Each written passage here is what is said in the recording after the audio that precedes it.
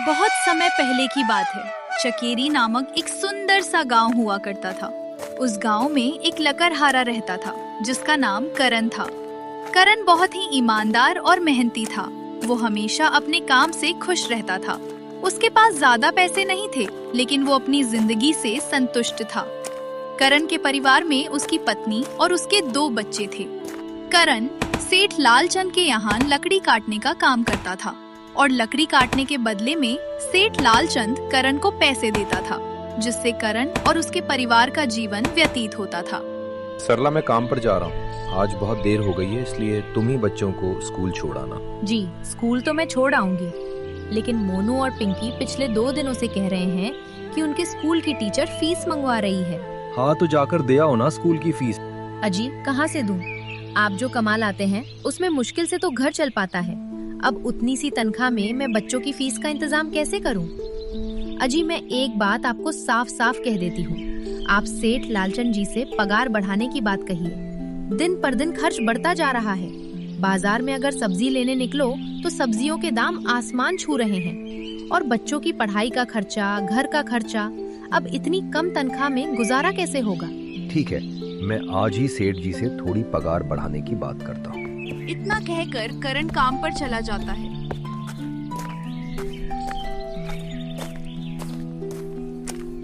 अरे भाई, आज तो पगार का दिन है। देखो, अब ये सेठ लालचंद कोई ना कोई लोचा जरूर करेगा। हमेशा कोई ना कोई बहाना बनाकर पगार कम कर देता है। और अगली बार तो मेरी आधी पगार काट ली थी, ये कहकर कि जो मैंने लालचंद जी से 500 रुपए उधार लिए थे उसका ब्याज बढ़कर 800 रुपए हो गया है।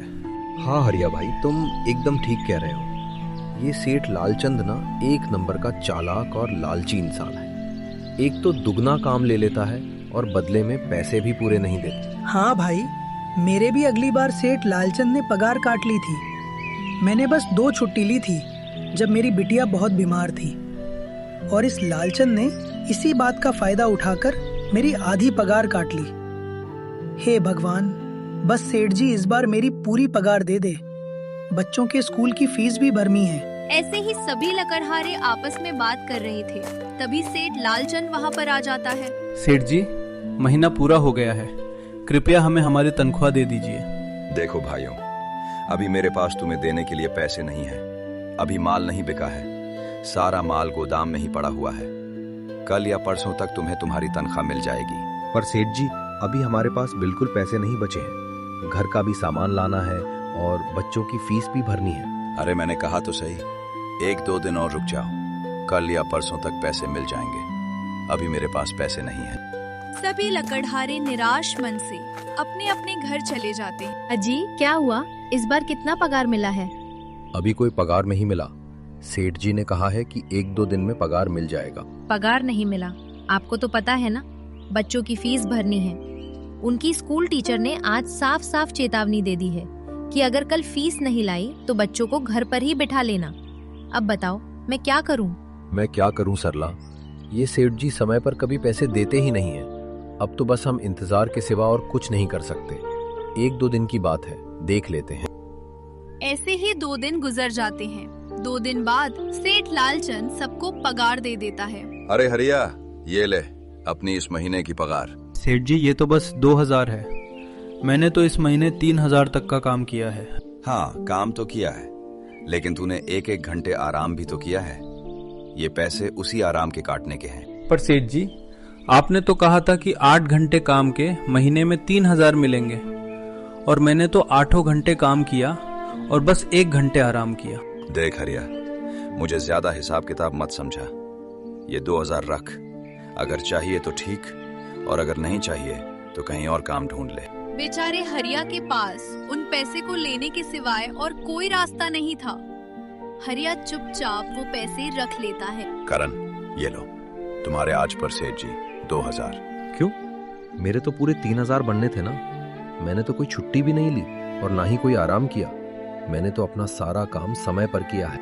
हाँ, समय पर तो किया है, पर इस समय बाजार में लकड़ियों का दाम काफी सस्ता हो गया है। इस वजह से अभी तुम्हें भी पगार कम ही मिलेगी, जब तक लकड़ियों का दाम नहीं बढ़ता। पर सेठ जी, बात तो 3000 की हुई थी ना। अब 2000 में मैं कैसे घर चलाऊंगा? बच्चों की स्कूल की फीस भी भरनी है। सेठ जी, इस बार आप पूरे पैसे दे दीजिए। 2000 ही मिलेंगे। तुझे यहाँ काम करना है तो कर, वरना कहीं और काम ढूंढ ले।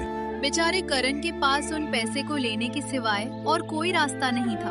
अरे भाई, ये सेठ लालचंद एक नंबर का बेईमान इंसान है। सारे पैसे अपने जेब में भर लेता है और बहाने बनाता है कि लकड़ियों के दाम सस्ते हो गए हैं। देख लेना, हम गरीबों की किसी न किसी दिन इसे जरूर सजा मिलेगी। ऐसे नहीं कहते, वो हमारे पालन पोषण दाता है। आखिर उन्हीं की वजह से तो हमारा घर चल रहा है। अरे काहे का पालन पोषण दाता, काम के पूरे पैसे तो देता ही नहीं है। पूरे महीने मेहनत करके भी क्या मिलता है, बस ये 2000। इसमें घर का खर्च कैसे चलाए? ऐसे तो हम कभी तरक्की नहीं कर पाएंगे, और हम कर भी क्या सकते हैं? हमें लकड़ी काटने के सिवा और कोई काम कहाँ आता है? और कोई काम करना भी चाहे तो उसके लिए हमारे पास इतने पैसे कहाँ हैं? अब जो भी हो, हमारा तो बस ये सेठ लालचंद ही सहारा है ना। कुछ देर बातें करने के बाद वे अपने घर की ओर निकल पड़ते हैं। आ गए। आपको कितनी पगार मिली? सरला, इस बार सेठ जी ने बस 2000 ही दिए हैं। बस 2000? इतने में कैसे घर चलाएंगे? बच्चों की फीस में ही हाथ निकल जाएगा, फिर बाकी 500 में हम क्या करेंगे? अब मैं क्या कहूँ सरला, अब तुम्हें इसी में ही गुजारा करना होगा। सबसे पहले बच्चों की फीस भर देना, इसके बाद बाकी का मैं देखता हूँ। अजी, आप क्या देख लोगे? सेठ जी से पूरे पैसे तो आपने ही नहीं मांगे। नहीं सरला, मैंने सेठ जी से पैसों के लिए कहा था, पर सेठ जी ने साफ इनकार कर दिया और कहा, यह लेना है तो लो, वरना कहीं और काम ढूंढ सकते हो। मैं सोच रहा हूँ लकड़ी काटने के बाद कहीं और भी काम ढूंढ लूं। सेठ जी के यहाँ काम करने के बाद मैं दूसरी जगह पर काम करूँगा, इससे थोड़ी ज्यादा आमदनी हो जाएगी। आज ही सेठ जी के यहाँ काम करने के बाद मैं और भी जगह काम ढूंढने जाऊंगा। इतना कहकर करण काम पर निकल जाता है, और जैसा कि करण ने कहा था, वो लालचंद के यहाँ काम करने के बाद काम की तलाश में निकल जाता है। करण पूरे गांव में काम ढूंढता है, दुकानों दुकानों पर जाकर लोगों से काम मांगता है, मगर हर जगह उसे केवल निराशा ही हाथ लगती है। अंत में थक हार कर करण वापस जाने लगता है। तभी वो देखता है कि अचानक बहुत सारे भैंसों का झुंड उसकी तरफ दौड़ते आ रहे हैं। ये देखकर करण बहुत डर जाता है। वो इधर उधर देखता है और उसे एक गुफा दिखती है। वो तुरंत गुफा में जाकर छुप जाता है। जब भैंसों का झुंड वहाँ से निकल जाता है, तब करण की जान में जान आती है। हे भगवान, आज तो बाल बाल बच गया, वरना तो मैं इन भैंसों के पैरों तलों ही कुचल जाता। पर यह मैं कहाँ आ गया? करण ये सब सोच ही रहा था कि तभी उसकी नजर गुफा में रखी एक टोकरी पर पड़ जाती है। करण उस टोकरी के पास जाता है। यह कैसी गुफा है? यह कैसी टोकरी यहाँ पड़ी है? इसे मैं घर ले जाता हूँ, सामान रखने के काम आ जाएगी। करण जैसे ही उस टोकरी को हाथ लगाता है, रुक जाओ, इसे छूने की कोशिश मत करो। ये आवाज सुनकर करण एकदम पीछे हट जाता है। तभी गुफा में एक जिन प्रकट हो जाता है और वो करण से कहता है, कौन हो तुम और मेरी गुफा में क्या कर रहे हो? मुझे माफ करना, आप जो भी हो, कुछ भैंसों का झुंड मेरे पीछे पड़ गया था और उनसे बचने के लिए मैं इस गुफा में आकर छिप गया। फिर मेरी नजर इस टोकरी पर गई। माफ कीजिए, मुझे लगा कि यहाँ कोई नहीं है, तो यह टोकरी किसी की नहीं होगी, इसलिए मैंने इसे छुआ। करण, तुम्हें डरने की जरूरत नहीं है। मैं तुम्हारे बारे में सब जानता हूँ। मेरी नजर एक बार भी जिस पर पड़ जाती है, मैं उसका पूरा इतिहास अपनी खुली आंखों से देख सकता हूँ। पर आप हैं कौन? और आप इतने विचित्र क्यों दिखाई दे रहे हैं? कृपया अपना परिचय दीजिए, आप कौन हैं? मैं एक जिन हूँ और मैं कई सालों से इस गुफा की रक्षा कर रहा हूँ। ये गुफा मेरे पूर्वजों की है। इस गुफा में केवल वही इंसान घुस सकता है जिसका मन बिल्कुल पवित्र हो। अगर तुम अपवित्र होते तो तुम इस गुफा में कभी नहीं घुस पाते। तुम एक सच्चे इंसान हो, इसलिए तुम इस गुफा में घुस पाए और इस टोकरी को छू पाए। अब तुमने इस टोकरी को छुआ है तो ये टोकरी तुम्हारी हो गई। नहीं, मुझे ये टोकरी नहीं चाहिए, मैं तो बस देख रहा था। डरो मत करण, तुम ये टोकरी ले जाओ। ये कोई साधारण टोकरी नहीं है, बल्कि ये जादुई टोकरी है। है ये जादुई टोकरी? क्या यह वही जादुई टोकरी है जिसके बारे में हमारी दादी कहानी सुनाया करती थी कि किसी गांव में एक जादुई टोकरी हुआ करती थी और वह सबकी इच्छाएं पूरी करती थी? हाँ करण, ये वही जादुई टोकरी है। अब तुम इस टोकरी के मालिक हो। तुम इसके इस्तेमाल से अपनी स्थिति सुधार सकते हो। पर याद रखना, तुम जो भी वस्तु इस टोकरी में एक बार डालोगे, वह चीज ही तुम्हें बार बार इस टोकरी में डालनी होगी।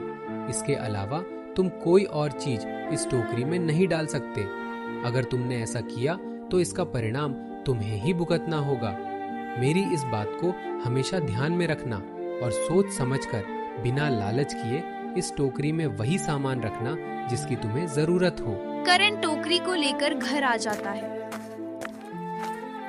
सरला, ये देखो मैं क्या लेकर आया हूँ। आ गए आप? क्या लाए हो? बस ये एक टोकरी? सबसे पहले ये बताइए, आप तो काम की तलाश में गए थे ना, तो कोई दूसरा काम मिला या नहीं? अरे सरला, मेरी पूरी बात तो सुनो। यह कोई ऐसी वैसी टोकरी नहीं है, बल्कि यह एक जादुई टोकरी है। करण सरला को वो सारी घटना के बारे में बताता है जो उसके साथ हुई थी। अच्छा, तो आपका कहने का मतलब है कि इस टोकरी में हमें वही चीज डालनी होगी जिसकी हमें सबसे ज्यादा जरूरत हो? हाँ सरला, हमें सोच समझकर ही इसमें कोई चीज डालनी होगी। करण थोड़ी देर सोचता है, फिर उसका ध्यान उन लकड़ियों पर जाता है जो एक बार उसने सरला को रखने के लिए दी थी। सरला, तुम्हें याद है, एक बार मैं जंगल में लकड़ियाँ काटने गया था तो मुझे एक चंदन की लकड़ी मिली थी और वह मैं तुम्हें लाकर दे गया था। तुम उस लकड़ी को ले आओ। हम उसी चंदन की लकड़ी को इसमें डालेंगे और उस लकड़ी से अपना एक व्यापार शुरू करेंगे। सरला चंदन की लकड़ी को ले आती है और उसे टोकरी में डाल देती है। जैसे ही चंदन की लकड़ी टोकरी में डाली जाती है, वैसे ही उस टोकरी में कई सारी चंदन की लकड़ियाँ आ जाती हैं। अरे, ये तो चमत्कार हो गया। ये देखिए कितनी सारी चंदन की लकड़ियाँ हो गई हैं। अगर आप इन्हें बेचेंगे तो इससे काफी अच्छे पैसे मिलेंगे। हाँ सरला, मैं कल सुबह बाजार जाकर इन्हें बेच आऊंगा। जो पैसे मिलेंगे उससे हम अपने मोनू और पिंकी की स्कूल की फीस भर देंगे और जो पैसे बचेंगे उन्हें संभाल कर रख लेंगे। अगले दिन करण लालचंद सेठ के यहाँ काम पर ना जाकर चंदन की लकड़ियाँ बेचने के लिए बाजार की ओर निकल पड़ता है। वहाँ करण चंदन की लकड़ियाँ बहुत ही कम दामों में बेचता है, जिसकी वजह से आम लोगों के साथ साथ बड़े व्यापारियों ने भी करण से चंदन की लकड़ियाँ खरीदी। लकड़ियाँ बेचकर करण को काफी अच्छे पैसे मिलते हैं। पैसे लेकर करण घर आ जाता है। ये देखो सरला, उन लकड़ियों को बेचकर मुझे कितने सारे पैसे मिले हैं। ये लो कुछ पैसे, इनसे तुम कल मोनू और पिंकी की स्कूल की फीस भर देना। अच्छा, अब मैं काम पर जाता हूँ। अजी, आपके पास तो अब ये जादुई टोकरी है, तो फिर आपको उस सेठ लालचंद के यहाँ काम करने की क्या जरूरत है? हाँ सरला, मैं सेठ लालचंद जी के यहाँ काम पर नहीं जा रहा हूँ, बल्कि वहाँ काम कर रहे बाकी लकड़हारों को यह खुशी की खबर देने जा रहा हूँ, क्योंकि सेठ लालचंद जी से मेरे साथ साथ वे लोग भी बहुत परेशान थे। अगर मेरा भला हो रहा है तो क्यों न मैं उन सबका भी भला करूं। वे सभी बहुत ईमानदार लकड़हारे हैं और मेहनत से काम करते हैं, मगर लालचंद ने कभी भी उन्हें उनकी मेहनत के सही पैसे नहीं दिए। इसलिए मैंने सोचा है कि क्यों न मैं उन्हें अपने इस काम में शामिल कर लूं। हाँ जी, बात तो आपकी बिल्कुल सही है। अगर हम सभी लोग एक साथ मिलकर काम करेंगे तो हम सब बहुत जल्द ही तरक्की हासिल कर लेंगे। एकता और ईमानदारी से किया गया प्रयास हमेशा सफलता दिलाता है।